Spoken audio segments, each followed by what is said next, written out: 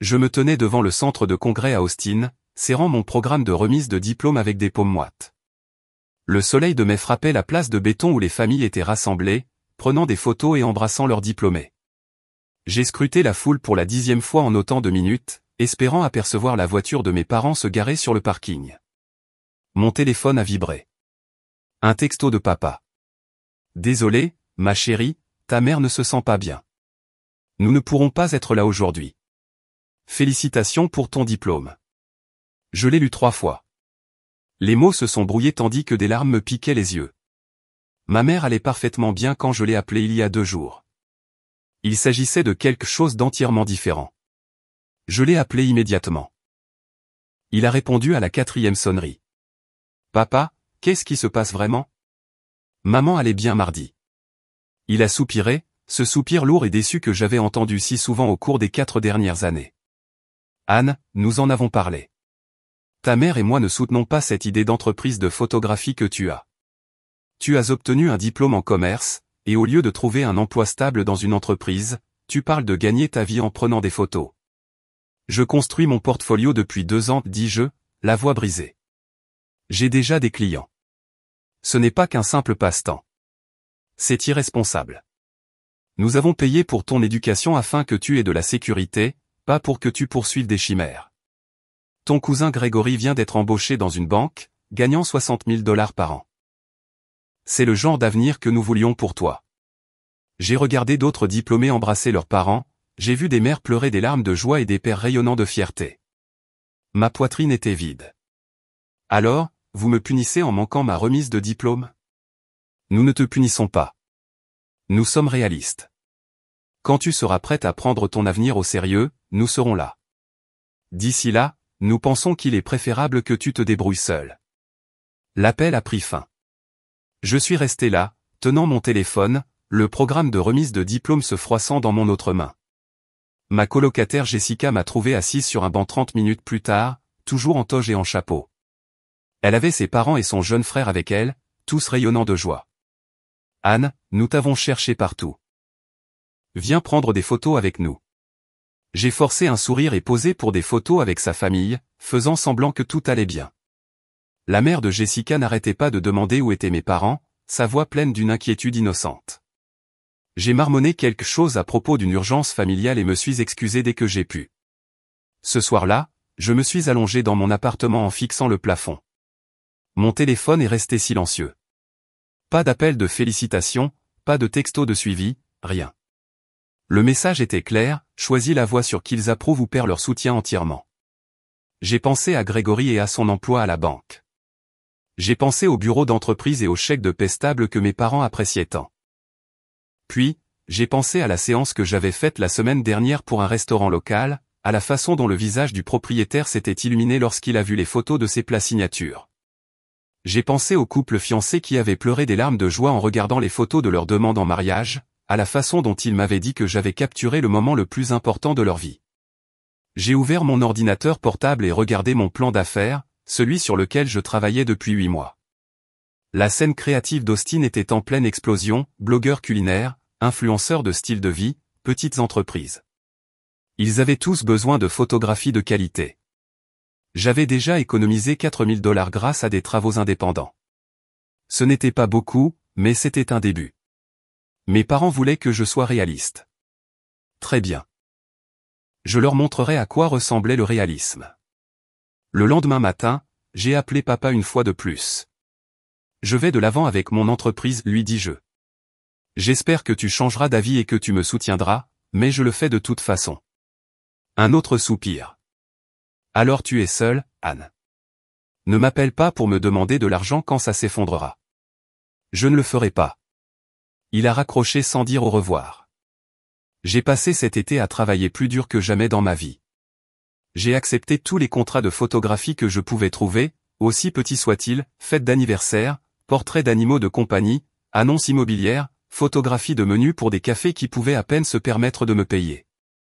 Je travaillais 16 heures par jour à retoucher des photos jusqu'à ce que mes yeux brûlent, réseautant à chaque événement d'entreprise locale que je pouvais infiltrer. Mes parents n'ont pas appelé, pas une seule fois. Jessica est retournée vivre chez elle à Dallas. J'ai trouvé un appartement moins cher dans l'East Austin, un studio exigu au-dessus d'un magasin de vêtements vintage. Mes nouveaux voisins étaient des artistes, des musiciens et des employés du secteur technologique, des personnes qui comprenaient l'acharnement et l'ambition. Ils sont devenus ma famille de cœur cette première année. En septembre, j'ai officiellement constitué mon entreprise en société. En décembre, j'ai décroché mon premier client important, un hôtel de charme du centre-ville qui avait besoin d'un forfait de photographie complet pour son site web et ses supports marketing. Le projet était payé 12 000 $. J'avais envie d'appeler mes parents et de leur raconter. J'ai même tapé le message texte, mais je me suis souvenu du ton méprisant de papa, de sa certitude que j'échouerais, et je l'ai supprimé. Qu'il s'interroge. La première année a été brutale. Je vivais de ramen et de beurre de cacahuètes, réinvestissant chaque dollar dans du matériel et du marketing. J'ai acheté un boîtier d'appareil photo professionnel, 3 objectifs de qualité, du matériel d'éclairage et j'ai payé pour de la publicité ciblée sur les réseaux sociaux. Mon compte Instagram a grossi lentement au début, puis plus rapidement à mesure que mon travail s'améliorait et que mon style devenait reconnaissable. La scène culinaire d'Austin est devenue ma spécialité. J'ai développé une esthétique signature, lumière chaude et naturelle, plan rapproché qui donnait aux spectateurs l'impression de pouvoir passer à travers leurs écrans et goûter la nourriture. Les restaurateurs ont commencé à me recommander les uns aux autres. Mon calendrier s'est rempli de réservations 3 mois à l'avance. Au cours de la 2e année, j'ai embauché ma première assistante, Zoé, une jeune diplômée d'une école d'art qui avait le sens de la composition et une énergie débordante. Nous avons formé une bonne équipe. Elle s'occupait du matériel et de l'installation pendant que je me concentrais sur la direction créative et les relations avec les clients. Mes parents n'avaient toujours pas appelé. J'ai vu des mises à jour à leur sujet sur Facebook par l'intermédiaire d'amis communs. Papa a été promu directeur régional dans son cabinet comptable. Maman a rejoint un club de lecture. Ils ont posté des photos de dîner de famille avec ma tante et mon oncle, avec Grégory et sa nouvelle petite amie. Je n'étais sur aucune des photos. C'était comme si j'avais été effacé. Je me suis dit que ça ne faisait plus mal. Je me suis dit que j'étais passé à autre chose. Mais chaque fois que je voyais ces photos, quelque chose se tordait dans ma poitrine. Au cours de la 3e année, tout a changé. Une blogueuse culinaire avec 2 millions de followers m'a embauché pour une collaboration. Elle visitait Austin et voulait des photos professionnelles pour une série sur la cuisine texane. J'ai passé 3 jours avec elle, à photographier dans 10 restaurants différents, des steakos haut de gamme aux camions de tacos familiaux. Lorsqu'elle a posté les photos, elle m'a tagué sur chacune d'entre elles. Mon Instagram a gagné 20 000 followers en une semaine. Mon site web s'est planté à cause du trafic. Mon calendrier de réservation s'est rempli pour les 6 prochains mois en 48 heures. J'ai augmenté mes tarifs. Puis je les ai augmentés à nouveau. Les demandes continuaient d'affluer. Cet automne-là, j'ai embauché 2 assistants supplémentaires et un responsable commercial à temps partiel nommé Trevor, qui s'occupait de la planification et de la facturation. J'ai déménagé mon entreprise dans un petit espace de bureau avec une installation de studio. Mes jours d'appartement exigu étaient terminés. J'ai trouvé un appartement d'une chambre dans un bâtiment moderne avec des commodités réelles comme une salle de sport et une piscine. Je pensais encore parfois à mes parents. Je me demandais s'ils avaient vu mon succès grandissant, s'ils regardaient jamais mon compte Instagram, s'ils ressentaient des regrets de m'avoir coupé. Mais je ne les ai jamais contactés. La blessure s'était cicatrisée et j'avais appris à vivre avec. La 4e année a apporté encore plus de croissance. Un magazine de style de vie basé à New York a présenté mon travail dans un article sur les photographes culinaires émergents. De grandes marques ont commencé à me contacter pour des campagnes. J'ai photographié pour une chaîne de café nationale, une entreprise d'aliments surgelés lançant une gamme premium et un chef célèbre ouvrant un restaurant dans le centre-ville d'Austin. Mon chiffre d'affaires a atteint 400 000 $ cette année-là. Après avoir payé mon équipe et mes dépenses, j'ai rapporté plus que Grégory ne gagnait dans son emploi à la banque, beaucoup plus. Je me suis acheté une montre de luxe pour fêter ça, une pièce argentée élégante que je convoitais depuis des mois. Chaque fois que je regardais l'heure, je pensais à papa qui me disait que j'étais irresponsable, à la déception silencieuse de maman. La montre est devenue mon rappel du chemin parcouru sans leur soutien. La 5e année, j'ai commencé à regarder l'immobilier. Le marché du logement d'Austin était concurrentiel, mais j'avais épargné de manière agressive, vivant en dessous de mes moyens malgré mes revenus croissants. Je voulais quelque chose qui ressemble à une preuve tangible que j'avais construit quelque chose de réel. J'ai trouvé la maison en février. Elle était à Westlake Hills, un quartier que j'avais traversé d'innombrables fois en imaginant ce que ce serait d'y vivre. La maison était moderne, avec des lignes épurées et des baies vitrées donnant sur les collines et un jardin idéal pour recevoir. Elle avait 4 chambres, 3 salles de bain, une cuisine de chef avec des appareils professionnels et un espace de studio séparé que je pouvais utiliser pour le montage et les petites séances de photos. Le prix était de 2 millions de dollars. J'ai fait une offre le jour même où je l'ai visité. Les vendeurs ont accepté dans les 12 heures.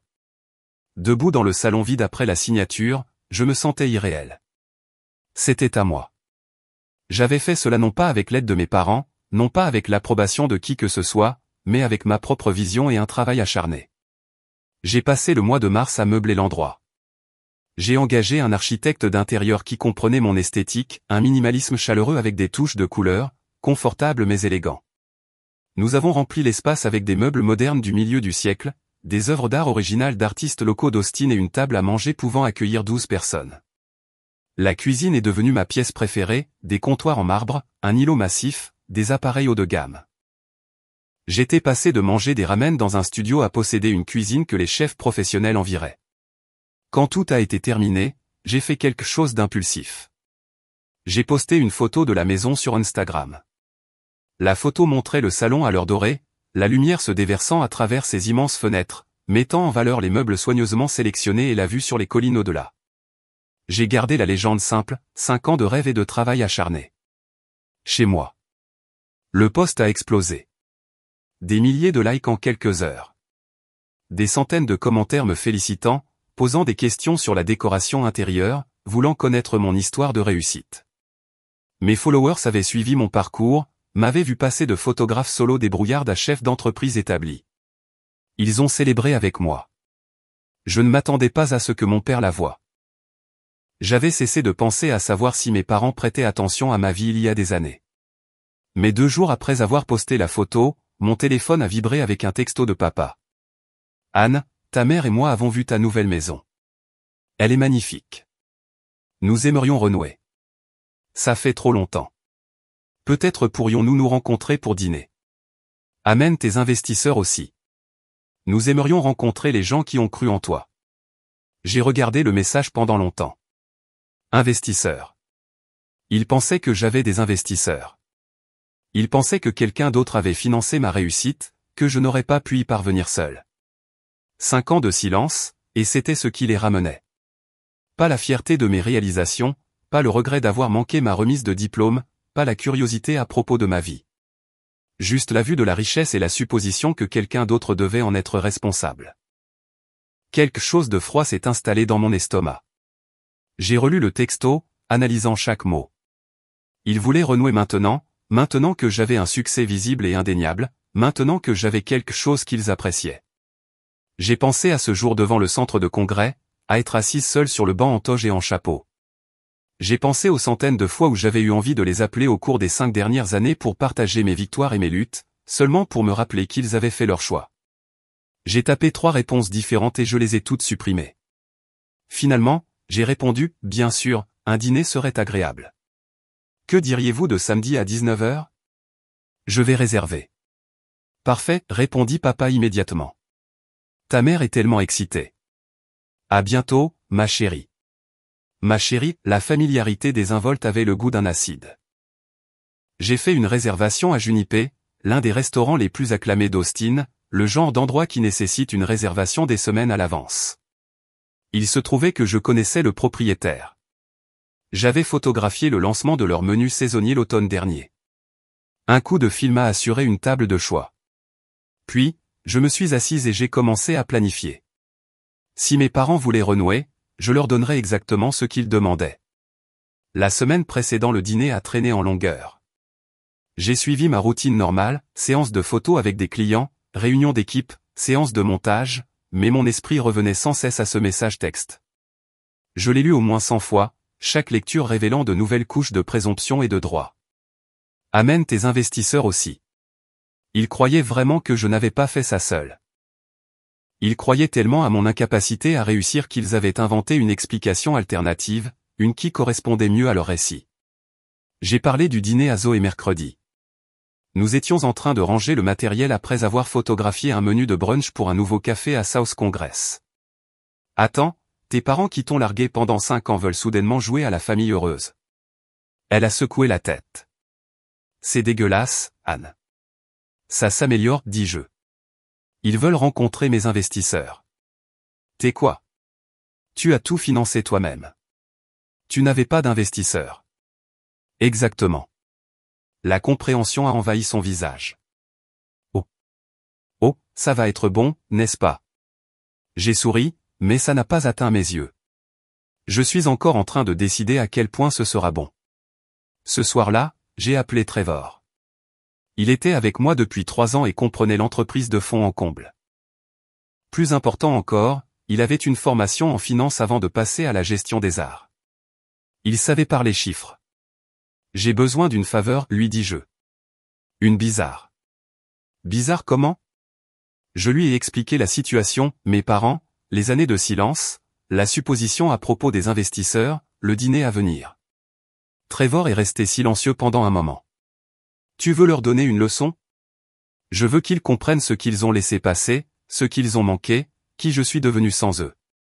Qu'est-ce que tu as besoin que je fasse? Viens dîner samedi. Fais semblant d'être mon partenaire commercial. Laisse-les croire ce qu'ils veulent et aide-moi ensuite à leur montrer la vérité. Je suis partant, dit-il sans hésitation. Ces gens méritent tout ce qui leur arrive. Les jours suivants, Trevor et moi nous sommes préparés. Nous avons examiné les états financiers, les projections de croissance, les témoignages de clients. Nous avons parlé de mon parcours, en veillant à ce qu'ils connaissent chaque étape importante. Il en connaissait déjà la plupart grâce à son travail avec moi, mais nous avons affiné le récit, en veillant à ce que chaque détail soit précis. J'ai également demandé une autre faveur. Jordan, la propriétaire de Junipé, était quelqu'un avec qui j'avais travaillé à plusieurs reprises au fil des ans. Nous étions devenus de véritables amis grâce à nos collaborations. J'ai besoin de la salle à manger privée samedi, lui dis-je autour d'un café jeudi, et j'ai besoin de ta discrétion. L'intrigue s'épaissit, dit Jordan en se penchant en avant. Raconte-moi tout. Je lui ai donné la version condensée. Son expression est passée de la curiosité à la colère pour moi. Tes parents ont l'air d'être de vraies ordures, dit-elle. La salle privée est à toi. De quoi d'autre as-tu besoin? Je te dirai samedi matin. Je suis encore en train de finaliser le plan. Samedi est arrivé avec un temps printanier parfait. J'ai passé la matinée dans un spa à me faire coiffer, à me faire les ongles, à me préparer comme si j'allais au combat. Parce que d'une certaine manière, c'était le cas. J'ai choisi ma tenue avec soin, un blazer bleu marine sur mesure sur un chemisier en soie, un pantalon ajusté et ces talons chers que j'avais achetés le mois dernier. La montre de luxe brillait à mon poignet. J'avais l'air d'avoir réussi, soigné, exactement comme quelqu'un qui avait dépassé toutes les attentes. Trevor m'a rencontré au restaurant à 18h30. Il portait un costume anthracite élégant et portait un portfolio en cuir. Il avait tout du partenaire commercial qui a réussi. Prêt? Demanda-t-il. Pas du tout, admis-je. Mais faisons ça quand même. Nous sommes entrés. Jordan nous a accueillis personnellement, son expression compatissante. Elle nous a conduits à la salle à manger privée, un bel espace avec une seule longue table, un éclairage ambiant et des fenêtres donnant sur la ligne d'horizon du centre-ville. J'ai organisé tout ce que tu as demandé, dit-elle doucement. Mon personnel sait se faire discret. Tu n'as qu'à donner le signal quand tu es prête. Merci, dis-je. Pour tout. Elle me serra la main. Donne-leur l'enfer, Anne. Trevor et moi nous sommes assis. Il a disposé des papiers de son portfolio sur la table, donnant l'impression que nous étions en train de discuter affaires. La performance commençait. À 19h précise, l'hôtesse a conduit mes parents à la salle à manger privée. Je me suis levé pour les saluer, mon cœur battant à tout rompre contre mes côtes. 5 ans les avaient changés, ajoutant des cheveux gris aux cheveux de papa et des rides autour des yeux de maman.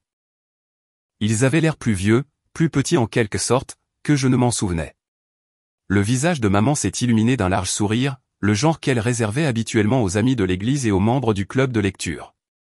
Anne, mon Dieu, ma chérie, regarde-toi. Elle s'est avancée pour me faire la bise. Je l'ai autorisée, restant raide dans son étreinte. Elle sentait toujours la même chose, comme la lotion à la lavande qu'elle avait toujours portée. La familiarité de la chose me serrait la gorge. Papa m'a serré la main, puis a semblé se raviser et m'a également attiré dans une étreinte maladroite. Tu es magnifique, ma chérie. Si professionnelle. Merci, dis-je, ma voix soigneusement neutre. Voici Trevor, mon partenaire commercial. Trevor s'est levé et a serré la main des deux, son sourire chaleureux et sincère. Il était déjà dans son personnage, jouant parfaitement le rôle. Partenaire commercial, répéta papa, lançant un regard entendu à maman. Alors, tu as bien amené ton investisseur. En fait, dit Trevor avec douceur, je suis arrivé à bord il y a 3 ans. À ce moment-là, Anne avait déjà construit les fondations elle-même. J'ai juste aidé à gérer le côté opérationnel. Nous nous sommes tous assis. Un serveur est apparu avec des menus et des verres d'eau. Mes parents regardaient autour de la salle à manger privée avec une évaluation à peine dissimulée, calculant le coût de tout ce qu'ils voyaient. C'est un endroit assez impressionnant, dit papa. Très impressionnant. Le propriétaire est un ami, dis-je. J'ai fait plusieurs séances de photos pour son restaurant. La main de maman s'est envolée vers sa poitrine. Oh, tu fais toujours de la photographie? Je pensais que tu étais peut-être passé à quelque chose de plus stable maintenant. Les mots flottaient dans l'air. Les sourcils de Trevor se sont légèrement levés, mais il est resté silencieux, me laissant gérer la situation. La photographie est mon entreprise, dis-je d'un ton égal. C'est ce qui a construit tout ce que vous avez vu dans ce post Instagram. Bien sûr, dit papa rapidement, agitant la main. Nous voulions juste dire, vous savez, avec ton diplôme en commerce, nous pensions que tu pourrais être étendu à d'autres entreprises. Diversifié. L'entreprise est assez diversifiée, intervint Trevor. Nous gérons la photographie commerciale, les campagnes de marque, la création de contenu pour les réseaux sociaux, les accords de licence. C'est une agence de création à service complet à ce stade. Il enjolivait légèrement les choses, faisant paraître les choses plus grandes qu'elles ne l'étaient, et j'ai apprécié le soutien. Mes parents ont hoché la tête, impressionnés par la terminologie d'entreprise. Le serveur a pris nos commandes. Papa et maman ont tous deux choisi l'entrée la plus chère du menu. J'ai remarqué qu'ils avaient commandé une bouteille de vin qui coûtait plus cher que ce que je dépensais autrefois en courses par mois. Lorsque le serveur est parti, maman a tendu la main au-dessus de la table et m'a tapoté la main. Tu nous as tellement manqué, ma chérie. Ça fait trop longtemps. J'ai regardé sa main sur la mienne, ses ongles manucurés et la bague en diamant que papa lui avait offerte pour leur 30e anniversaire. 5 ans, et elle la portait toujours au même doigt. Vous auriez pu appeler, dis-je doucement. À n'importe quel moment au cours des 5 dernières années, vous auriez pu décrocher le téléphone. Un silence inconfortable s'est abattu sur la table. Papa s'est éclairci la gorge.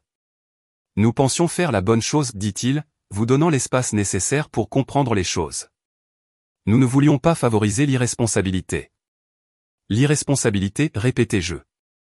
Tu dois comprendre notre position, ajouta maman. Nous voulions que tu aies de la sécurité, une vraie carrière. Nous te protégions de commettre une énorme erreur. Trevor s'est agité sur son siège, et je pouvais sentir sa colère pour moi. J'ai posé ma main sur la table, un signal subtil pour qu'il me laisse gérer ça. Une erreur, dis-je, gardant ma voix uniforme. C'est comme ça que vous appelez ça maintenant? Papa s'est adossé à sa chaise, adoptant la posture autoritaire dont je me souvenais des conférences de mon enfance. Anne, nous ne sommes pas ici pour ressasser le passé. Nous sommes ici pour renouer, pour aller de l'avant. Tu as clairement réussi, et nous sommes fiers de toi. Fiers. Le mot avait un goût amer. Vous êtes fiers maintenant. Nous avons toujours voulu le meilleur pour toi, dit maman, sa voix prenant ce ton blessé qu'elle utilisait quand elle se sentait attaquée. Tout ce que nous avons fait était par amour. Le vin est arrivé, offrant une interruption opportune. Papa a fait une démonstration de le goûter et de l'approuver, jouant le patriarche sophistiqué. Il a rempli les verres de tout le monde, les levant pour un toast. À la famille, dit-il, et au nouveau départ. Je n'ai pas levé mon verre. Trevor a suivi mon exemple, laissant son vin intact sur la table.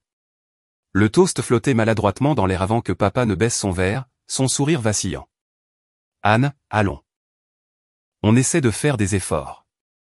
Est-ce que vous en faites, demandai-je. Parce que d'où je suis assise, il semble que vous ayez seulement décidé d'essayer après avoir vu que j'avais de l'argent. Le visage de maman a rougi. Ce n'est pas juste. Nous avons vu ta belle maison et réalisé combien de temps avait passé. Cela nous a fait réfléchir à ce que nous avions manqué. Ce que vous aviez manqué, répétai-je. Pas qui, quoi? Ma chérie, tu es dramatique, dit papa, sa patience s'épuisant. J'ai reconnu ce tranchant dans sa voix. Nous avons pris une décision parentale il y a 5 ans avec laquelle tu n'étais pas d'accord. C'est tout. Maintenant, tu as fait tes preuves, et nous sommes ici pour célébrer ça avec toi. Ne pouvons-nous pas simplement profiter de ce dîner? Trevor a finalement pris la parole, sa voix froide. Je suis curieux à propos de quelque chose. Quand Anne construisait son entreprise à partir de rien, travaillant 16 heures par jour, vivant dans un studio et mangeant des ramen pour pouvoir s'acheter du matériel photo, où étiez-vous à ce moment-là? Papa s'est hérissé. Ça ne te regarde vraiment pas. C'est une affaire de famille. Je ne suis pas d'accord, dit Trevor calmement. Anne est ma partenaire commerciale et mon amie. Son succès me concerne beaucoup. Et je me demande quel genre de parents abandonnent leur fille au moment même où elle a le plus besoin de soutien, puis se présentent des années plus tard en demandant à rencontrer ses investisseurs. Nous n'avons abandonné personne, dit maman sèchement. Nous lui avons donné l'espace nécessaire pour grandir et assumer la responsabilité de ses choix. C'est comme ça que vous appelez le fait de refuser de répondre à ses appels, demanda Trevor. Manquer toutes les vacances, tous les anniversaires, chaque étape importante? Parce que d'après ce qu'Anne m'a dit, elle a essayé de vous contacter des dizaines de fois cette première année. Vous avez choisi de ne pas répondre.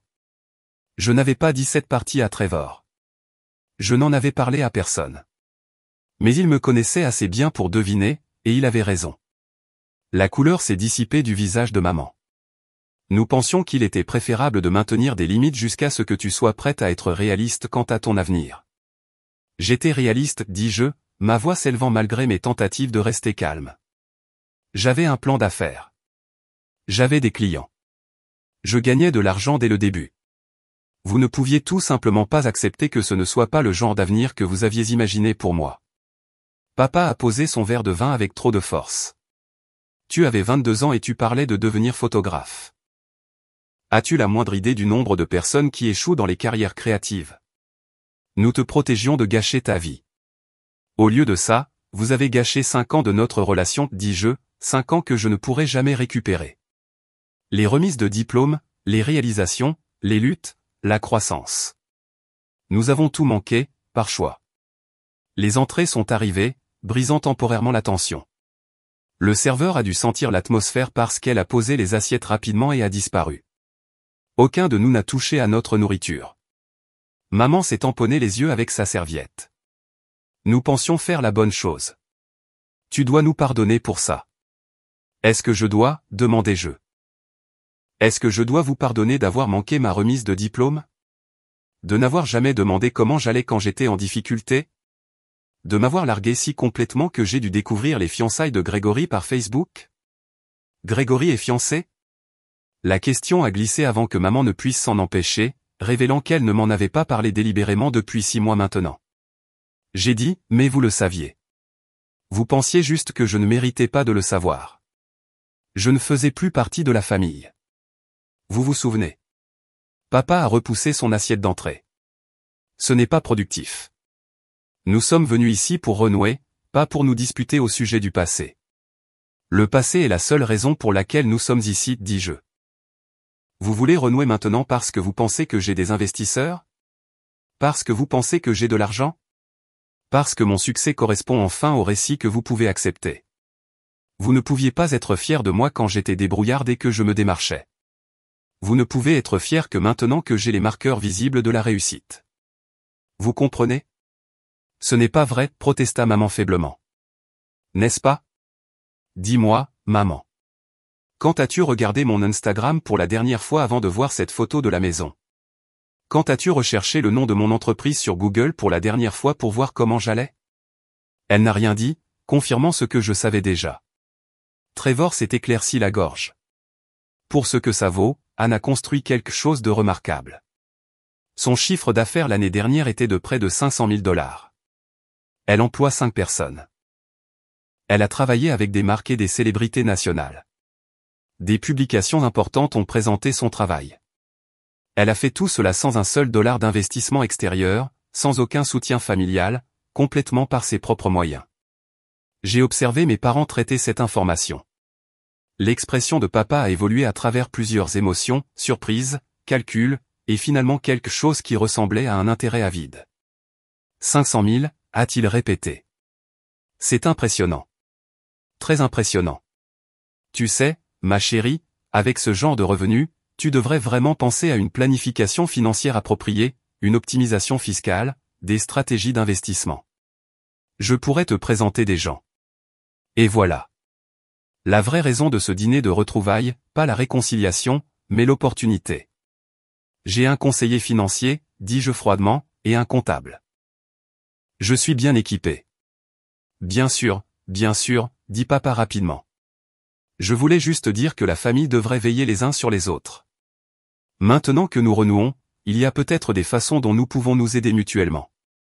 S'aider mutuellement, ai-je fait l'écho, comme vous m'avez aidé il y a 5 ans? Les larmes de maman coulaient maintenant librement, mais elles semblaient performatives, calculées pour susciter la sympathie. Pourquoi es-tu si cruel, demanda-t-elle. Nous avons fait une erreur. Oui, mais nous sommes là maintenant. Nous essayons de nous faire pardonner. Tu ne vois pas ça? Ce que je vois, dis-je prudemment, c'est 2 personnes qui ont coupé les ponts avec leur fille parce qu'elle poursuivait ses rêves, qui sont restées silencieuses pendant 5 ans pendant qu'elle construisait une entreprise à partir de rien, et qui veulent soudainement revenir dans sa vie maintenant qu'il y a de l'argent en jeu. Ce que je vois, c'est de l'opportunisme déguisé en préoccupation parentale. Le plat principal arriva. Le serveur déposa des plats magnifiquement présentés qui coûtaient probablement plus que mon budget d'épicerie hebdomadaire il y a 5 ans. La nourriture avait l'air exquise, et je n'avais aucun appétit.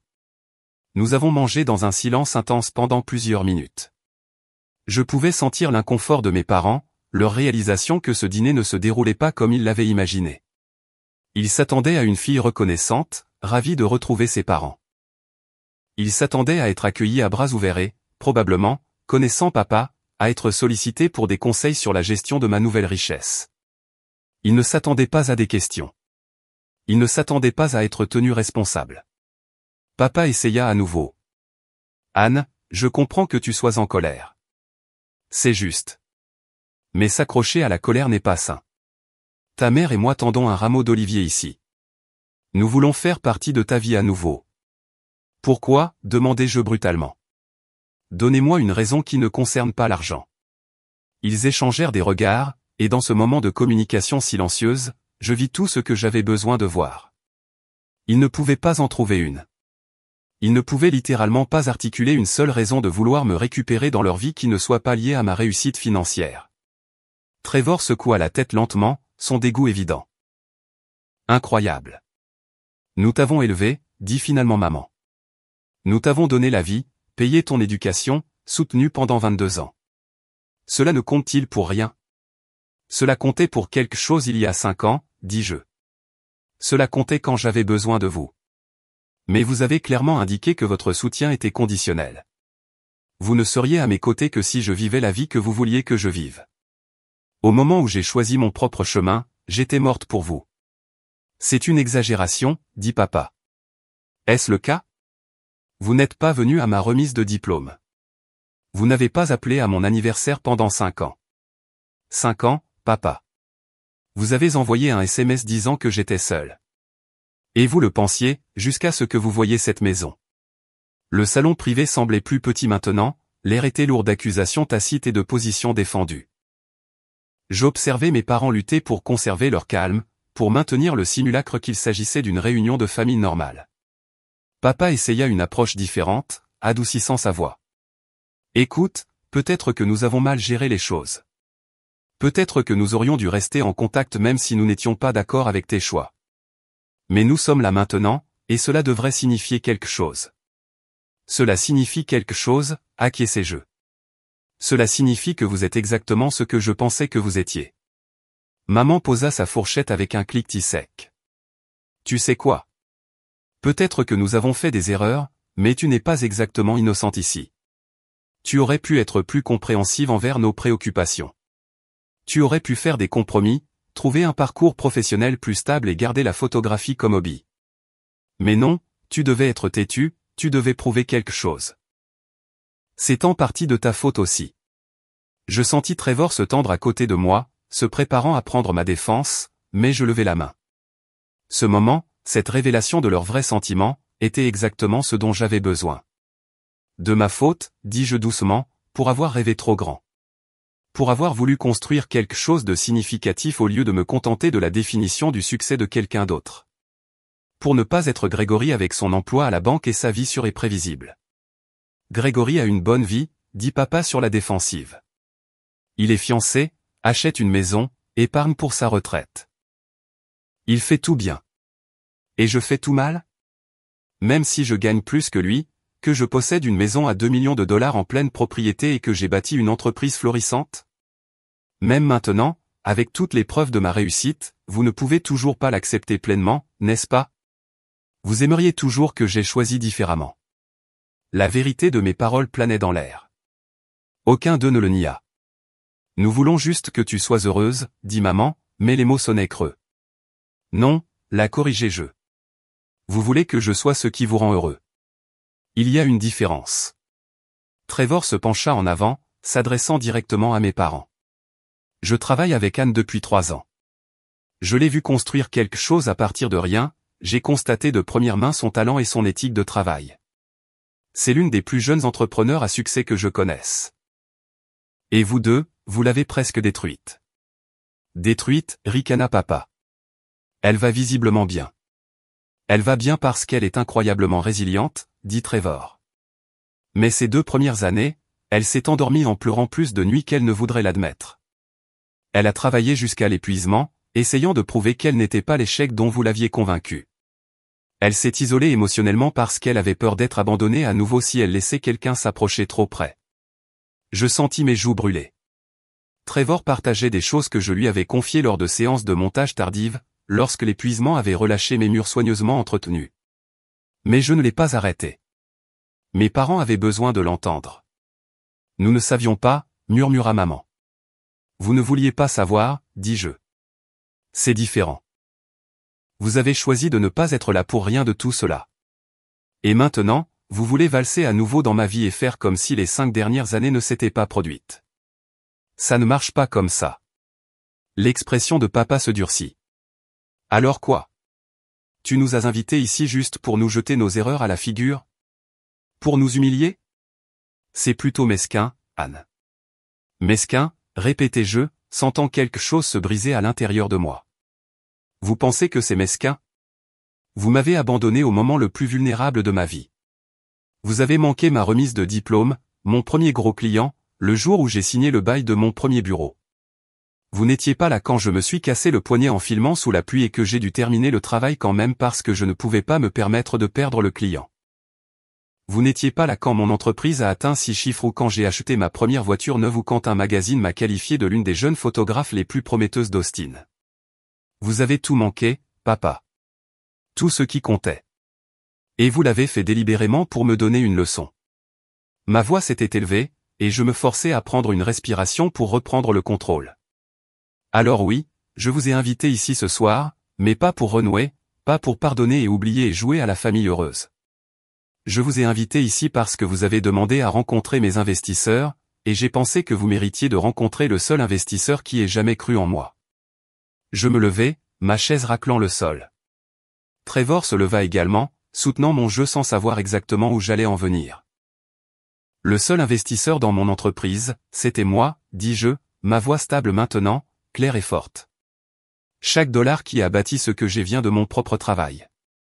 J'ai économisé 4 000 $ grâce à des emplois de pigiste avant même d'obtenir mon diplôme. J'ai vécu avec pratiquement rien pendant 2 ans pour pouvoir acheter du matériel. J'ai travaillé 16 heures par jour, 7 jours par semaine. J'ai appris moi-même la gestion d'entreprise, le marketing, la planification financière. J'ai fait toutes les erreurs que l'on peut faire et j'ai appris de toutes. J'ai tout construit toute seule parce que vous ne m'avez pas laissé le choix. Maman pleurait à nouveau, mais cette fois, les larmes semblaient réelles, choquées et douloureuses. Je suis mon propre investisseur, continuai-je. J'ai parié sur moi-même quand personne d'autre ne le ferait, et j'ai gagné. Cette maison que vous avez vue sur Instagram, je l'ai achetée avec l'argent que j'ai gagné moi-même. Cette montre, je levai mon poignet, payée avec l'argent de ma plus grande campagne l'année dernière. Tout ce que j'ai, tout ce que je suis, je l'ai construit de toutes pièces sans un seul mot ou encouragement de votre part. Anne, commença papa, mais je n'avais pas fini. Vous m'avez envoyé un SMS me demandant d'amener mes investisseurs parce que vous ne pouviez pas concevoir que j'ai pu faire cela seul. Vous aviez besoin qu'il y ait quelqu'un d'autre. Une force extérieure qui expliquerait ma réussite. Parce que l'alternative, que j'ai réussi malgré vous, que j'ai eu raison et que vous ayez eu tort, était trop dure à supporter pour votre ego. Je me dirigeai vers la porte du salon privé et l'ouvris. Jordan se tenait à proximité comme nous l'avions convenu, et elle me fit un signe de tête. Alors, voici ce qui va se passer, dis-je, me retournant vers mes parents. Vous allez terminer votre dîner coûteux que je paie même si vous ne le méritez pas. Vous allez réfléchir à ce que j'ai dit, puis vous allez partir. Et vous n'allez plus me contacter à moins que vous ne puissiez me présenter des excuses réelles et sincères qui reconnaissent exactement ce que vous avez fait et pourquoi c'était mal. Tu ne peux pas simplement nous renvoyer comme ça, dit papa, se levant à son tour, le visage rouge. Nous sommes tes parents. Vous avez cessé d'être mes parents lorsque vous m'avez dit que j'étais seul, dis-je. Vous n'avez pas le droit de revendiquer ce titre maintenant que c'est pratique. Trevor se déplaça à mes côtés, présentant un front uni.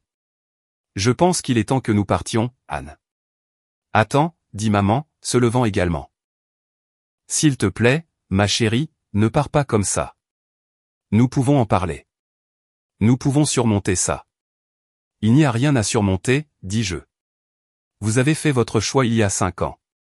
Vous avez choisi votre fierté et votre définition étroite du succès au détriment de votre fille. Vous avez choisi l'amour conditionnel plutôt que le soutien inconditionnel. Et maintenant, vous devez vivre avec les conséquences de ce choix, à savoir que vous avez manqué l'occasion de me voir devenir quelqu'un qui vaut la peine d'être connu. Je commençai à partir, puis m'arrêtai, me retournant une dernière fois. Oh, et encore une chose. Ce SMS que vous m'avez envoyé me demandant de dîner. Vous avez dit que maman était ravie de renouer. Mais quand j'ai appelé ce jour-là il y a 5 ans, quand j'ai supplié papa de me dire pourquoi vous ne veniez pas à ma remise de diplôme, tu m'as dit que maman ne se sentait pas bien. Tu as menti alors, et tu mens maintenant. Maman n'a jamais été malade. Vous ne pouviez tout simplement pas admettre que vous me punissiez de ne pas être celle que vous vouliez que je sois. Le visage de maman s'effondra complètement. Comment as-tu? Je ne suis pas stupide, dis-je doucement. Je ne l'ai jamais été. Vous m'avez juste traité comme si je l'étais parce que mes rêves ne correspondaient pas aux vôtres. Trevor et moi sommes sortis du salon privé ensemble. Le restaurant principal était animé par l'énergie du samedi soir, des couples et des familles profitant de leur repas, complètement inconscients de la confrontation qui venait de se dérouler. Jordan croisa mon regard de l'autre côté de la pièce et se dirigea vers nous. « Tu vas bien ?» demanda-t-elle doucement. « Je le serai, dis-je, et fus surprise de le penser. Elle me tendit une petite enveloppe. Pas de frais pour ce soir. Considérez cela comme ma contribution à la justice. J'essayai de protester, mais elle me fit signe de la main. S'il te plaît, après ce que tu viens de me raconter sur eux, les laisser manger gratuitement dans mon restaurant m'aurait tué. Au moins, de cette façon, tu retires quelque chose d'avoir affaire à eux. Je la pris dans mes bras, reconnaissante d'avoir des amis qui se montraient présents quand c'était important. Trevor et moi sommes sortis dans la douce nuit d'Austin. La ville était vivante autour de nous, de la musique provenant des bars voisins, des gens riant sur les terrasses, l'énergie sans fin qui donnait l'impression qu'Austin était chez moi. C'était intense, dit Trevor. Tu vas bien? Je ne sais pas encore, admis-je. Demande-moi demain. Il acquiesça, comprenant. Pour ce que ça vaut, tu as été magnifique là-dedans. Il méritait chaque mot. Méritait-il que je sois aussi dur? Anne, ils t'ont fantomé pendant 5 ans. 5 ans. Et puis ils ne sont revenus que parce qu'ils ont vu de l'argent. Ouais, ils le méritaient. Peut-être même pire. Nous marchâmes en silence pendant quelques instants. Mon téléphone vibra dans mon sac à main, mais je l'ignorais. Tu vas vérifier ça, demanda Trevor. Si c'est eux, je ne veux pas le lire tout de suite. Si ce n'est pas eux, ça peut attendre. Mais la curiosité prit le dessus quelques minutes plus tard. Je sortis mon téléphone pour trouver 3 messages. Le premier était de papa. Tu nous as mis mal à l'aise devant ton partenaire commercial. C'était tout à fait déplacé. Nous sommes venus ici de bonne foi et tu nous as attaqués. Nous méritions mieux que ça. Le deuxième était de maman. Je suis désolé que nous t'ayons blessé. Je ne réalisais pas à quel point c'était profond, mais ce que tu as dit ce soir était cruel. Nous sommes tes parents. Nous t'aimerons toujours, même quand tu seras difficile. Le troisième provenait d'un numéro que je ne reconnaissais pas. Salut Anne. C'est Grégory. Tante Hélène vient d'appeler ma mère en pleurant à propos du dîner de ce soir. Je ne connais pas toute l'histoire, mais je voulais que tu saches que j'ai toujours pensé que c'était nul la façon dont ils t'ont traité. Si tu veux en parler, je suis là. De plus, félicitations pour ta réussite. Je suis ton Instagram depuis des années. Ton travail est incroyable.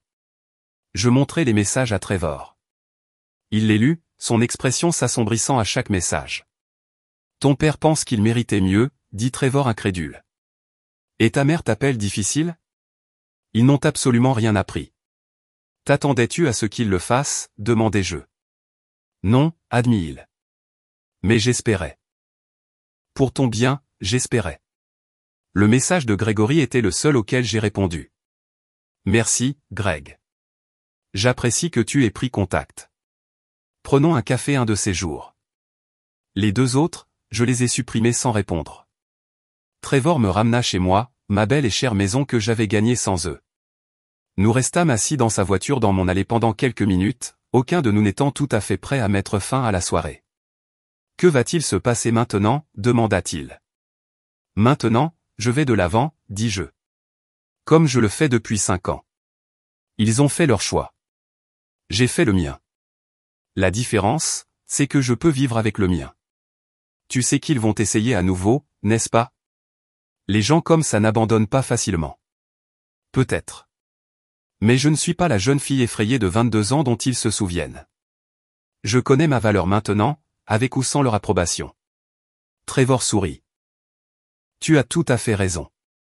Je sortis de la voiture et me dirigeai vers ma porte d'entrée, mes talons claquant sur le chemin de pierre. La maison était sombre à l'intérieur, m'attendant. J'allumai les lumières et me tins dans mon salon, l'espace que j'avais conçu et meublé et revendiqué comme mien. Mon téléphone vibra à nouveau. Un autre texto de papa. Tu nous dois des excuses pour ce soir. Quand tu seras prête à agir comme une adulte, nous pourrons réessayer. Je bloquai le numéro. Puis je bloquai celui de maman aussi. Il y avait une liberté dans cet acte, une finalité qui était à la fois terrifiante et libératrice. J'avais passé 5 ans avec un petit espoir secret qu'ils réaliseraient leur erreur, qu'ils reviendraient et seraient fiers de moi. Ce soir avait complètement tué cet espoir. Mais à sa place, il y avait quelque chose de plus fort, la certitude. Je n'avais pas besoin de leur approbation. Je n'en ai jamais eu besoin. La maison semblait paisible autour de moi. Je la traversais pièce par pièce, me souvenant du voyage qui m'avait amené ici, le studio où j'avais monté des photos sur un ordinateur portable d'occasion, l'espace de bureau où j'avais embauché mon premier assistant, les innombrables séances de photos, les nuits tardives, les moments de doute et de triomphe. Tout cela avait été à moi. Je me suis versé un verre de vin et me suis assise sur mon patio en regardant les collines. La ligne d'horizon d'Austin brillait au loin, une ville pleine de rêveurs et de hustlers et de gens construisant des choses impossibles. J'avais trouvé ma place ici, construit ma vie ici, suis devenu moi ici. Mon téléphone vibra une fois de plus. Grégory encore. Juste pour que tu saches, j'ai dit à mes parents ce que tante Hélène a dit à propos du dîner. Ils sont de ton côté. Ma mère a dit, si tes parents ne voient pas à quel point tu es incroyable, c'est leur perte. Le dîner de famille est chez nous dimanche prochain si tu veux venir. Pas de pression, cependant. Je souris au message. Peut-être que certaines familles valaient la peine de renouer. Je répondis, j'aimerais bien. Merci. L'air nocturne était parfait, cette température idéale du Texas où vous pouviez vous asseoir dehors sans avoir trop chaud ou trop froid. Je pensais à la jeune fille que j'avais été il y a 5 ans, debout seule devant ce centre de congrès.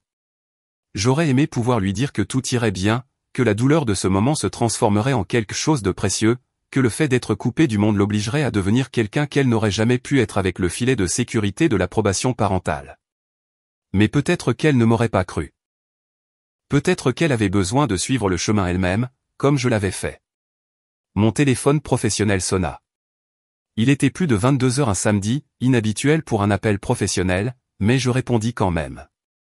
Anne, c'est Victoria Chambers du magazine Lifestyle. Je sais qu'il est tard, mais je viens de recevoir tes photos de soumission pour le reportage sur le Texas, et j'ai dû appeler. Elles sont extraordinaires. Nous voulons faire un reportage complet, 6 pages, et nous aimerions également faire un article de fond sur toi et ton parcours dans la construction de ton entreprise. Seriez-vous intéressé ? Je regardais la ligne d'horizon, la ville qui m'avait tout donné alors que ma famille ne m'avait rien donné. Oui, dis-je. Je serais très intéressé. Nous avons parlé pendant 20 minutes des détails, du calendrier, de l'histoire qu'il voulait raconter. Un article de fond dans un grand magazine national, le genre d'exposition qui ferait passer mon entreprise à un niveau supérieur. Lorsque j'ai raccroché, je me suis permis de ressentir tout le poids de la soirée, la confrontation avec mes parents, la douleur de leur égoïsme continu et la douce victoire de leur prouver qu'ils avaient tort de la manière la plus absolue possible. Ils avaient voulu renouer pour accéder à ma réussite, pour profiter de ce que j'avais construit. Au lieu de cela, ils avaient été forcés de faire face exactement à ce que leur rejet leur avait coûté, une relation avec quelqu'un qui avait accompli tout ce qu'ils affirmaient être impossible. Je levai mon verre de vin vers le ciel nocturne vide. À rêver trop grand, dis-je à personne, et à leur prouver à tous qu'ils avaient tort. La semaine après le dîner, je me suis jeté à corps perdu dans le travail avec un regain d'énergie. La confrontation m'avait laissé à vif, mais aussi étrangement énergisé, comme si j'avais enfin fermé une porte qui était restée entrebâillée trop longtemps. L'appel de Victoria concernant le portrait dans le magazine m'a donné quelque chose de concret sur lequel me concentrer au lieu de m'attarder sur les messages de mes parents. Je n'avais plus de leurs nouvelles depuis que j'avais bloqué leur numéro, mais Grégory me tenait au courant par des textos occasionnels. Apparemment, il disait à tout le monde dans la famille que j'avais été irrespectueuse et ingrate, qu'ils avaient essayé de renouer et que je leur avais rejeté à la figure. Le récit était prévisible, ils étaient les victimes, lésés par leur fille ingrate. Tante Hélène dit aux gens que tu as changé, que le succès t'est monté à la tête, m'a envoyé Grégory par texto mardi. Je pensais juste que tu devais savoir ce qu'ils disent. J'ai apprécié l'avertissement, mais je ne me suis pas laissé perturber. Qu'ils inventent l'histoire dont ils avaient besoin pour se raconter. Les personnes qui comptaient connaissaient la vérité. L'interview pour le magazine était prévue pour jeudi après-midi. Victoria est arrivée à mon bureau avec un photographe et un appareil d'enregistrement, prête à capturer mon histoire.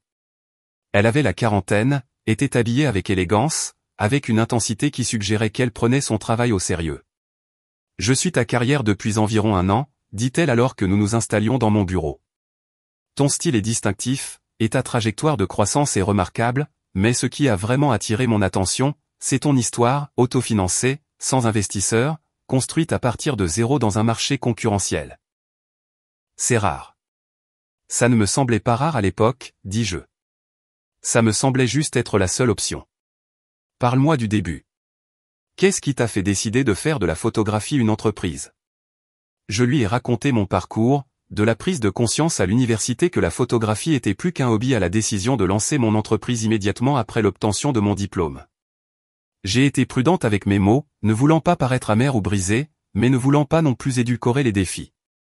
Ma famille n'a pas soutenu la décision, dis-je prudemment. Ils voulaient que je suive une voie d'entreprise plus traditionnelle. Quand j'ai choisi de ne pas le faire, ils ont complètement retiré leur soutien. À quel point ? Je fis une pause, me demandant combien partager. Mais c'était le but du profil, n'est-ce pas ? Raconter la vraie histoire, pas une version aseptisée. Ils ne sont pas venus à ma remise de diplôme. Ils m'ont dit que j'étais seul, et ils le pensaient.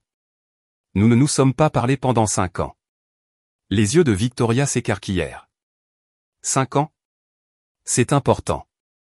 C'était le cas, acquiesçai-je. Mais cela m'a aussi obligé à ne compter que sur moi-même. Je ne pouvais pas me rabattre sur des relations familiales ou demander des prêts ou utiliser une quelconque sorte de filet de sécurité. Je devais faire en sorte que ça marche, sinon je n'avais rien. Certains diraient qu'une telle pression aurait pu te détruire.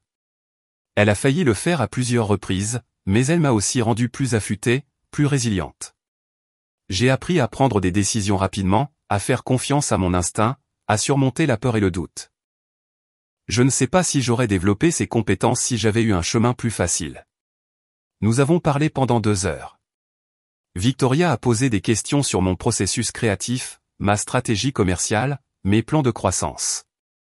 Elle a posé des questions sur les défis d'être une jeune femme dans une industrie compétitive, sur le syndrome de l'imposteur et le doute de soi, et sur les moments où j'avais presque abandonné.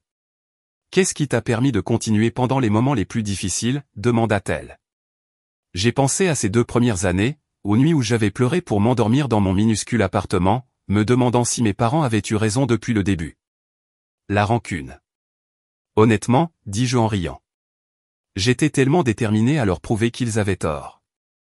Et puis, à un moment donné, ce n'était plus une question d'eux et c'était devenu une question de moi. J'ai réalisé que je construisais quelque chose dont j'étais vraiment fier, quelque chose qui comptait peu importe qui regardait. Et ta famille? Avez-vous renoué? Ils ont pris contact récemment, dis-je, choisissant mes mots avec soin. Mais il est devenu clair assez rapidement qu'ils étaient plus intéressés par ma réussite que par la reconstruction de notre relation. Certaines blessures ne guérissent pas simplement parce que le temps passe. Victoria acquiesça, comprenant. Ça doit être douloureux. Ça l'était, mais j'ai fait la paix avec ça. Tu ne peux pas forcer les gens à voir ta valeur, et tu ne peux pas les faire regretter des choix qu'ils ne regrettent pas. Tout ce que tu peux faire, c'est continuer à aller de l'avant et construire une vie qui t'épanouisse, avec ou sans leur approbation. Le photographe a pris des photos de moi dans mon bureau, à mon bureau, en train de regarder des photos sur mon ordinateur. Il a capturé l'espace que j'avais créé, l'équipe travaillant à l'arrière-plan, la preuve d'une entreprise florissante. Ces photos accompagneraient le profil, montrant au lecteur exactement ce que j'avais construit. Après leur départ, je me suis assise seule dans mon bureau, me sentant vidée émotionnellement mais satisfaite.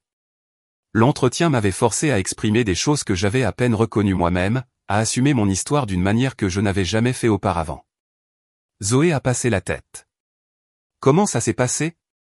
Bien, je pense. Épuisant, mais bien. Tu veux dîner? On dirait que tu pourrais avoir besoin d'une pause.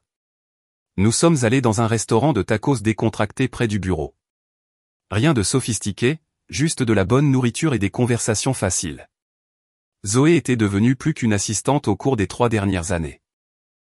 C'était une véritable amie, quelqu'un qui avait été là pour la partie centrale de mon voyage. Puis-je te demander quelque chose, a-t-elle dit entre 2 bouchées de son taco au poisson. Le dîner avec tes parents la semaine dernière. Regrettes-tu comment ça s'est passé? J'ai considéré la question honnêtement. Non, je regrette que cela ait dû arriver, qu'ils ne puissent pas simplement être authentiques. Mais je ne regrette pas de les avoir dénoncés.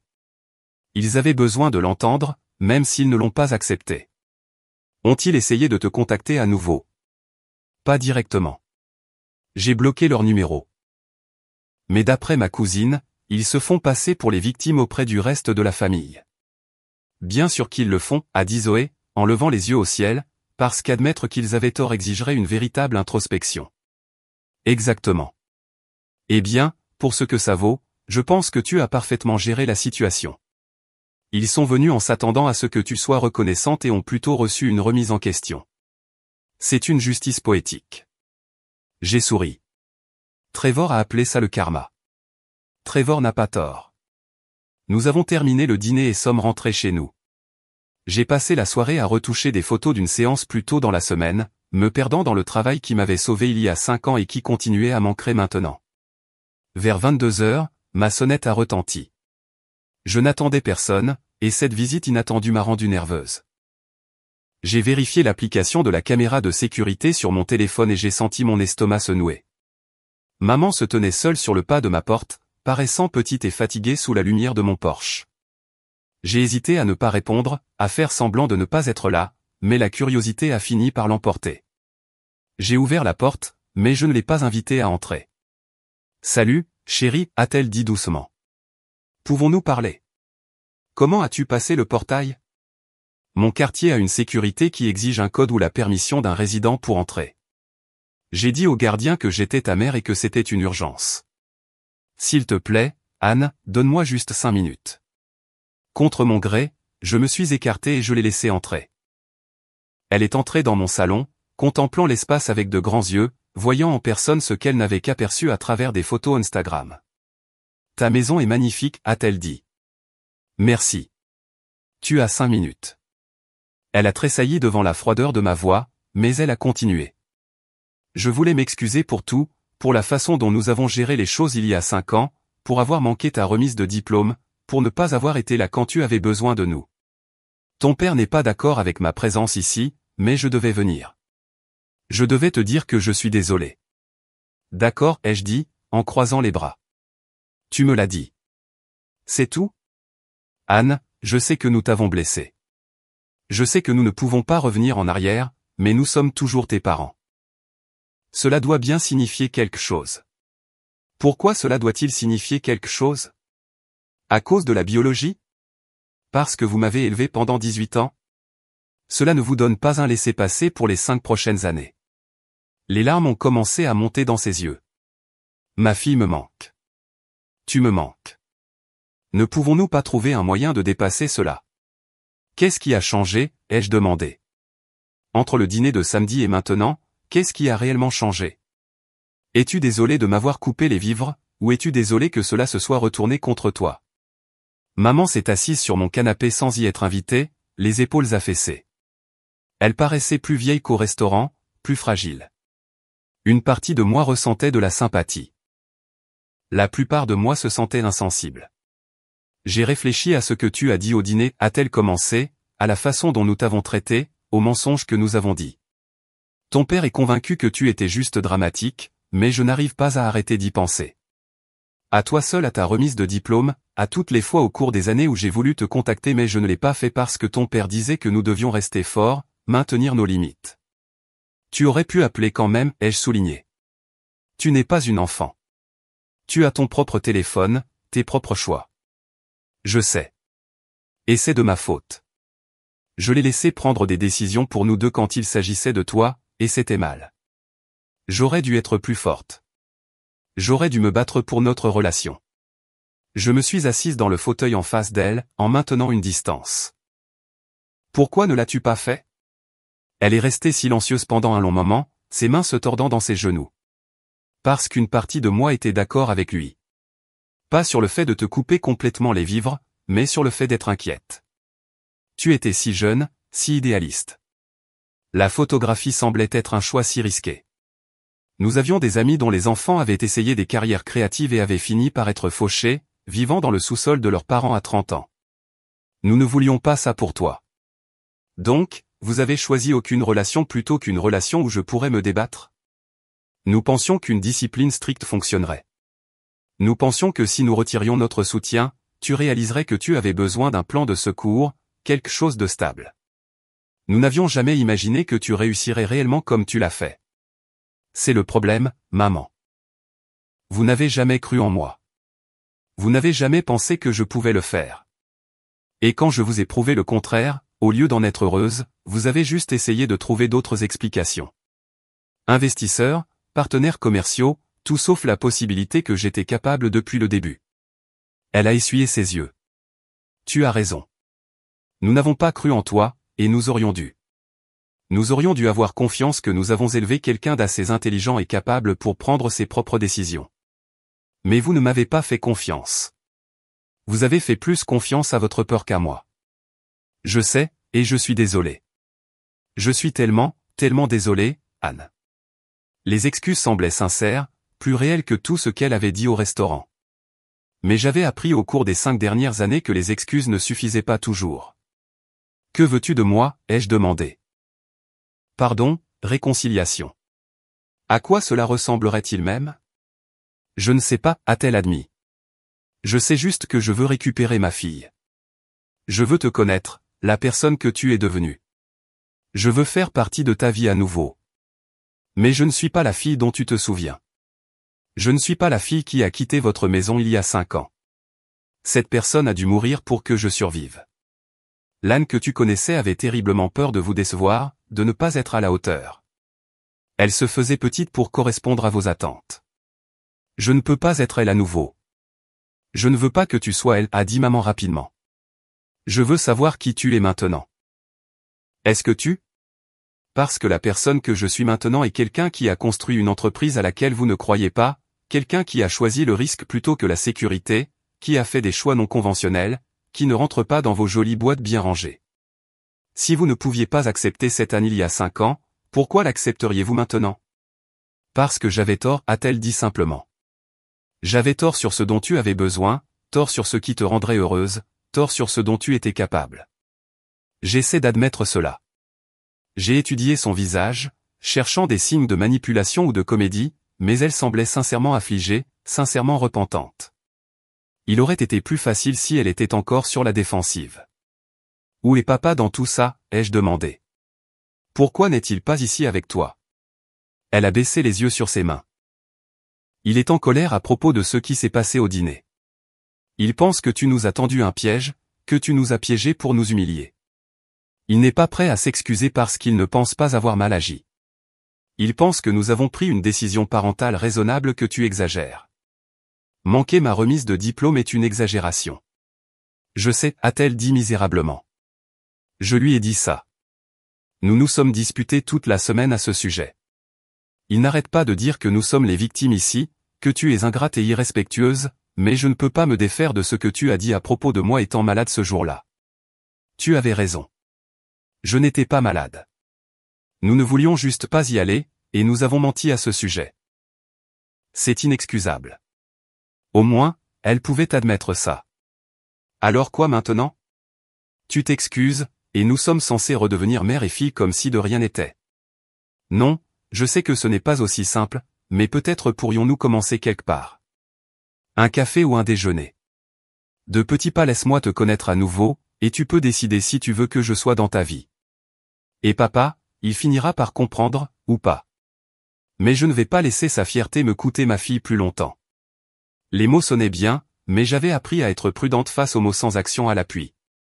J'ai besoin de temps pour réfléchir à cela, ai-je dit. Ce n'est pas une décision que je peux prendre tout de suite. Je comprends. Prends tout le temps dont tu as besoin. Elle s'est levée, ramassant son sac à main. Puis-je te demander quelque chose avant de partir? Quoi? Cette photo de la maison que tu as postée sur Instagram, était-ce délibéré? L'as-tu postée en sachant que nous la verrions? J'ai envisagé de mentir, mais quel était l'intérêt?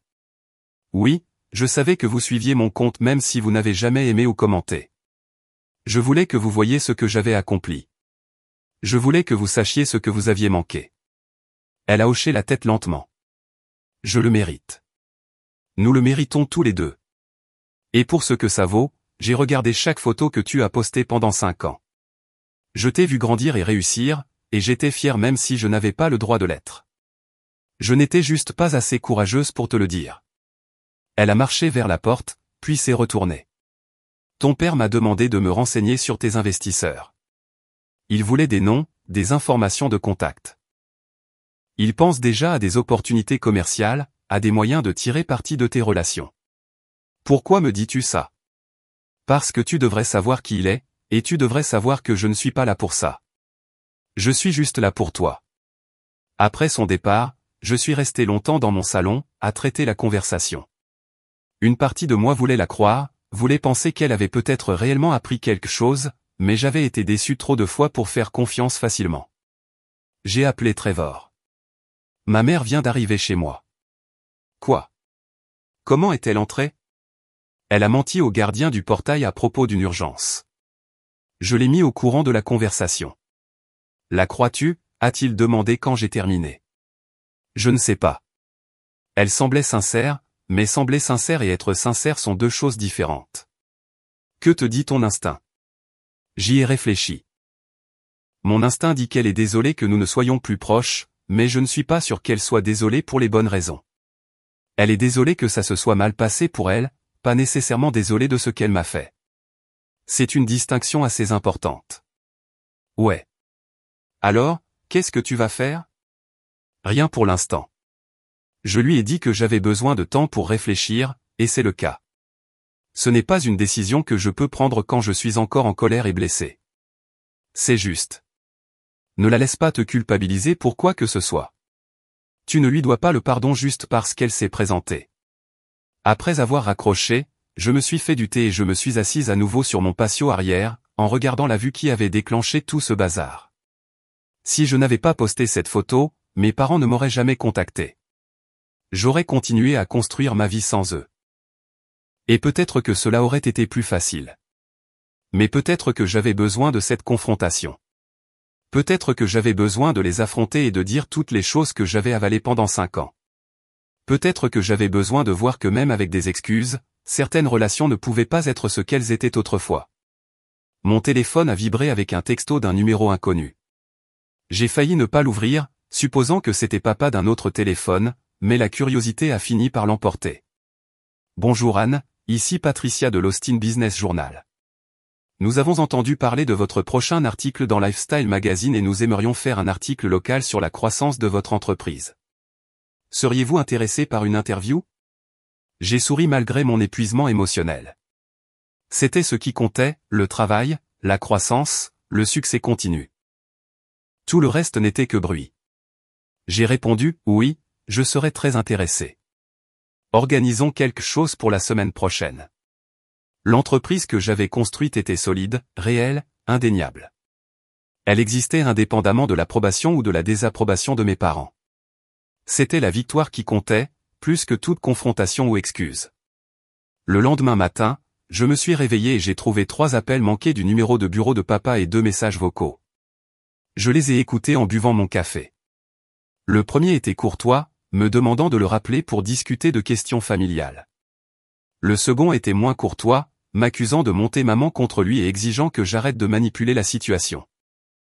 J'ai supprimé les 2 et j'ai bloqué le numéro de bureau également.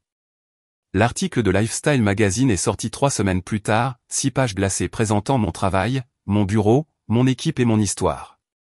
Le portrait était intitulé « Construire des rêves, comment Anne a créé un empire de la photographie à partir de rien », et il n'a pas mâché ses mots sur ma situation familiale. Victoria avait écrit « Le parcours d'Anne est remarquable non seulement pour son talent créatif, mais aussi pour sa résilience face au rejet familial complet. Lorsque ses parents ont retiré leur soutien à la remise des diplômes, la menaçant d'isolement si elle poursuivait sa passion, elle a choisi la passion. Le résultat est une entreprise florissante qui a rapporté près de 500 000 $ l'année dernière, employant 5 personnes et travaillant avec des marques nationales. C'est un témoignage de ce qui est possible lorsque la confiance en soi est plus forte que le besoin d'approbation. L'article est devenu viral en ligne quelques heures après sa publication. Mon Instagram a gagné 50 000 abonnés en 2 jours. Ma boîte de réception s'est remplie de demandes d'interviews, d'offres de conférences et de demandes de clients potentiels. L'article de l'Austin Business Journal est sorti la semaine suivante, ajoutant du carburant local à l'incendie national. Mon téléphone sonnait constamment. Zoé a filtré la plupart des appels, mais j'en ai pris certains moi-même, un podcast sur l'entrepreneuriat, une tribune lors d'une conférence de femmes et d'affaires, une collaboration potentielle avec une grande marque de matériel photographique. L'attention était accablante mais aussi validante. Mon histoire a résonné avec les gens. J'ai reçu des centaines de messages d'étrangers me racontant leur propre situation familiale difficile, leur propre choix entre l'approbation et l'authenticité. J'étais devenu, sans le vouloir, un symbole de quelque chose de plus grand que moi. Grégory m'a envoyé un texto. J'ai vu l'article du magazine. C'est partout. Tante Hélène perd la tête. Elle dit à tout le monde que l'article est plein de mensonges et que tu les as fait passer pour pire qu'ils ne le sont. Ma mère lui a dit d'arrêter de se ridiculiser. J'ai apprécié les mises à jour, mais je me suis senti étrangement détaché des réactions de mes parents. Ils étaient devenus des personnages dans une histoire plutôt que des participants actifs dans ma vie. Maman a essayé d'appeler plusieurs fois depuis différents numéros avant que je ne finisse par répondre. Anne, nous devons parler de cet article, a-t-elle dit, sa voix serrée de colère et de panique à peine maîtrisée. Qu'est-ce qu'il y a? Tu nous as fait paraître terrible. Tous ceux que nous connaissons l'ont lu ou en ont entendu parler. Les gens à l'église posent des questions. Les collègues de ton père l'ont mentionné. C'est humiliant pour nous. C'est la vérité, ai-je dit calmement. Je ne vous ai pas fait paraître comme quoi que ce soit. J'ai juste dit aux journalistes ce qui s'est passé. Tu aurais pu être plus discrète. Tu aurais pu dire que nous avions eu un désaccord sans entrer dans des détails aussi précis sur tout. Pourquoi devrais-je vous protéger? Vous ne m'avez pas protégé quand j'en avais le plus besoin. Elle est restée silencieuse pendant un moment, et je pouvais l'entendre respirer fortement à l'autre bout du fil. Ton père veut poursuivre le magazine pour diffamation. Il a déjà contacté un avocat. J'ai ri, j'ai réellement ri. Les poursuivre pourquoi? Avoir imprimé des faits? Bonne chance avec ça. Chaque mot dans cet article est vrai, et vous le savez. Anne, s'il te plaît, ne peux-tu pas leur demander de le retirer? De publier une rétractation? Cela détruit notre réputation dans la communauté. Non. Et même si je le voulais, je ne pourrais pas. C'est publié. C'est sorti. La seule chose qu'une rétractation ferait est d'attirer davantage l'attention dessus et d'aggraver la situation pour vous. Alors, tu vas juste nous laisser être traînés dans la boue publiquement comme ça? Vous vous êtes traîné vous-même dans la boue il y a 5 ans lorsque vous avez fait vos choix. J'ai juste documenté ce qui s'est passé. Si vous n'aimez pas à quoi cela ressemble dans l'imprimé, peut-être que cela devrait vous dire quelque chose sur votre comportement. Je suis venu chez toi, a-t-elle dit, sa voix brisée d'émotion. Je me suis excusé. J'ai essayé de me réconcilier avec toi, et tu m'as rendu l'appareil en nous humiliant publiquement dans un magazine national. L'article a été écrit avant que tu ne viennes chez moi. L'interview a eu lieu avant tes excuses. Et honnêtement, maman, rien dans cet article n'est pire que ce que tu m'as réellement fait. Si quoi que ce soit, Victoria a été gentille dans la façon dont elle a présenté la situation. Ton père est furieux contre toi. Il dit qu'il ne veut plus jamais te parler après cette trahison. Alors je suppose que nous sommes quittes maintenant, ai-je dit et j'ai mis fin à l'appel. J'ai bloqué ce numéro également. L'attention médiatique a continué pendant une autre semaine avant de diminuer progressivement à un niveau gérable, mais l'impact sur mon entreprise a été indéniable et durable. J'ai été complète pour l'année suivante dans un délai d'1 mois après la publication de l'article. J'ai dû embaucher 2 autres assistants juste pour gérer le volume de demandes qui affluait. Mes tarifs ont triplé, et les clients faisaient toujours la queue avec impatience pour travailler avec moi. J'ai déménagé mon entreprise dans un espace de bureau plus grand, un entrepôt converti dans l'East Austin avec de hauts plafonds, une lumière naturelle entrant par des fenêtres massives et de l'espace pour un studio de production complet. C'était le genre d'espace dont j'avais rêvé à mes débuts, travaillant depuis mon appartement exigu, retouchant des photos sur un ordinateur portable d'occasion.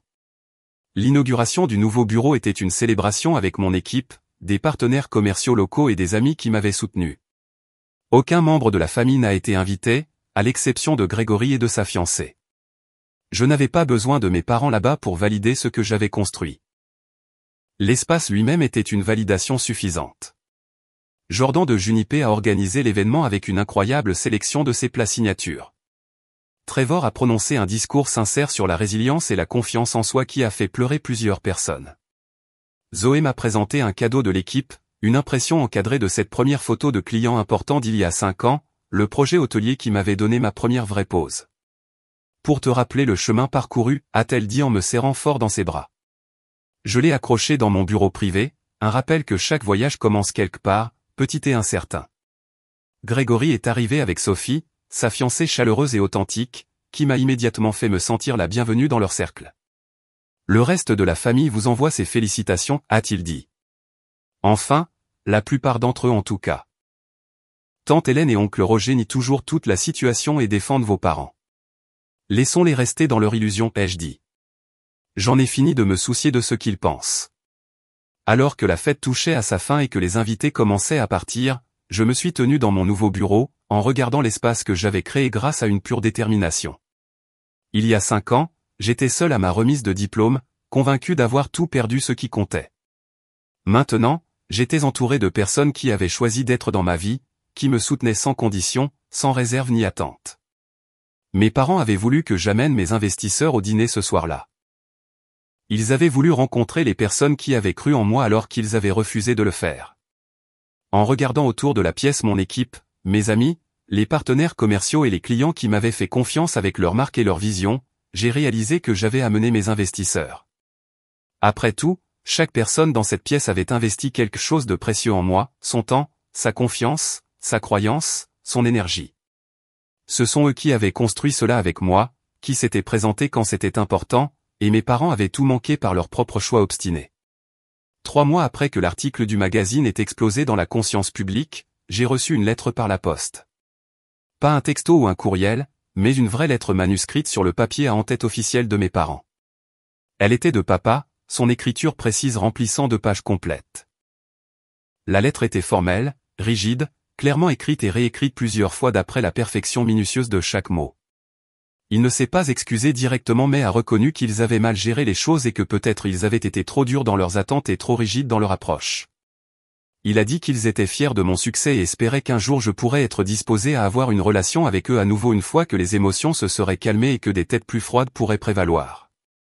Il n'y avait aucune reconnaissance réelle de la douleur qu'ils avaient causée, aucune véritable prise de responsabilité pour leurs actes.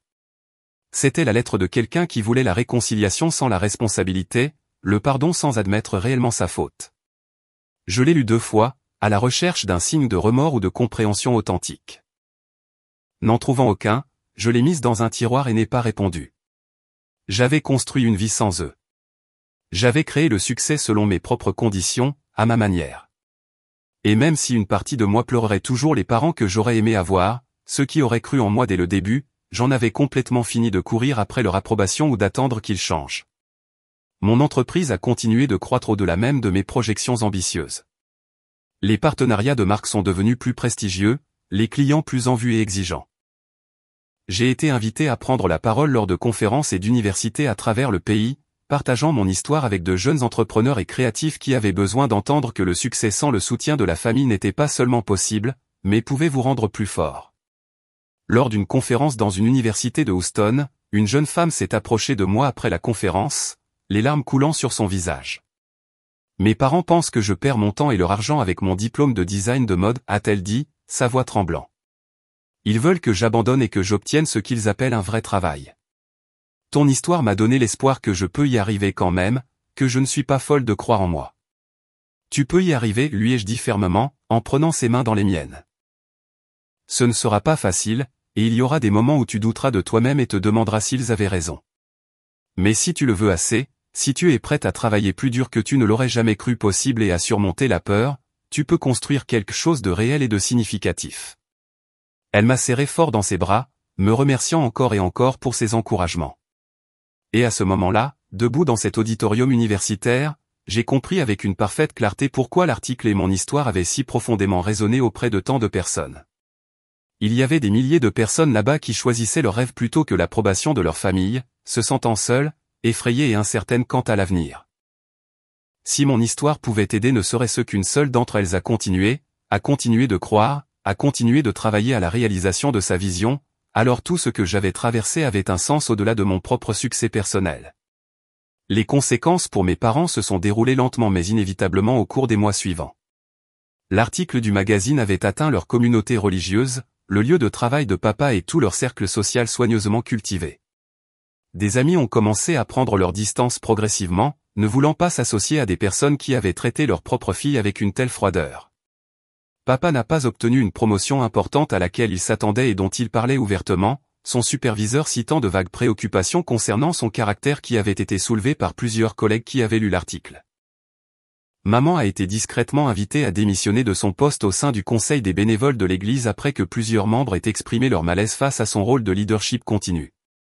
Leur réputation dans la communauté qu'ils avaient passé des décennies à bâtir s'est effondrée alors que les gens reconsidéraient ce qu'ils pensaient savoir d'eux et les trouvaient décevants.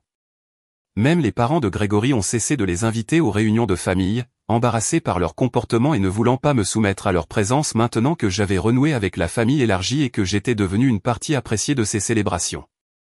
Ils avaient échangé leur fille contre leur fierté et leurs attentes rigides et avaient fini par perdre les deux, ainsi que le respect de tous ceux qui les entouraient. J'ai construit quelque chose de mieux que la vengeance. J'ai construit une vie si pleine, réussie et significative que leur absence n'avait tout simplement plus d'importance. Mon équipe est devenue ma famille choisie. Mon travail est devenu mon héritage et ma joie. Et chaque jour, je me suis réveillé dans ma belle maison que j'avais gagnée, je suis allé dans mon entreprise florissante que j'avais construite et j'ai vécu la vie que j'avais choisie plutôt que leur approbation. Parfois, tard dans la nuit, quand je ne pouvais pas dormir, je pensais à cette fille effrayée qui se tenait devant le centre des congrès il y a 5 ans, seule et le cœur brisé. Et j'aurais aimé pouvoir voyager dans le temps pour lui dire que la douleur se transformerait en pouvoir, que le fait d'être lâché la forcerait à apprendre à voler plus haut qu'elle n'aurait jamais pu le faire avec leur filet de sécurité. La vengeance n'était pas dans la confrontation lors de ce dîner, ni même dans l'article du magazine qui exposait leur comportement.